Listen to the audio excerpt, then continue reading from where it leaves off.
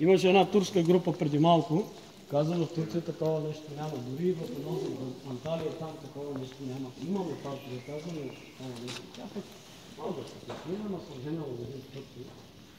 И тя ще го това нещо.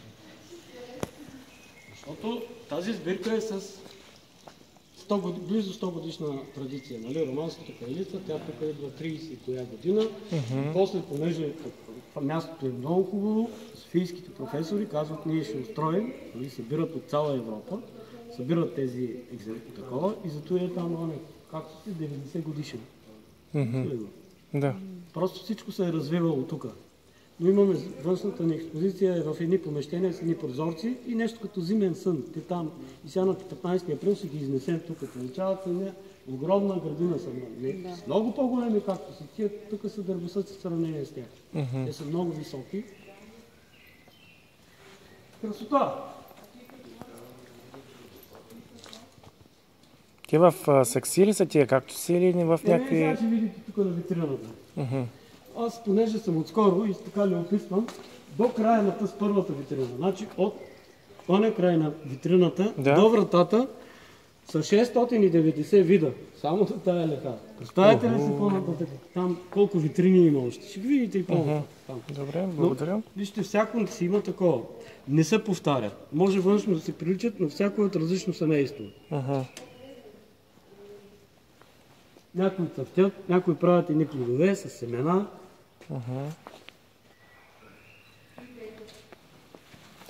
Ето това е нещо уникално за растение. Не сте виждали такова сигурно.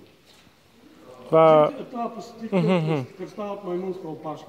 Маймунска опашка. Маймунска опашка, но те са няколко види. Сега ще видите едни по-ниски и по-телики.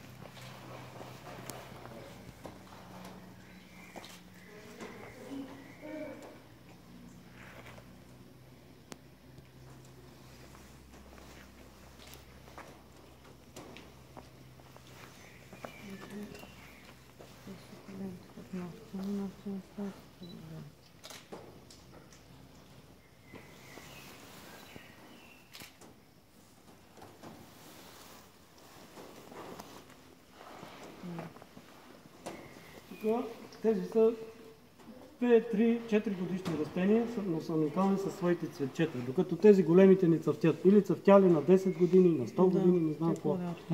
Те са уникални, те са цъфтежа си. Почти всичките цъфтят.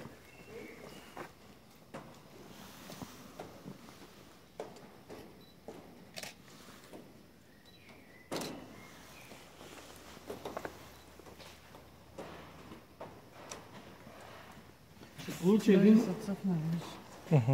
един цветен филм, ще се получи, качете го в мрежата, да.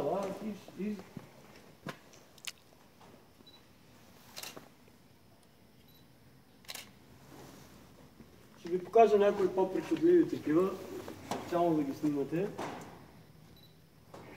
Там маймунската опашка е заснета, нали? Да. Тук още един, още по-маймунска. Различни видове са.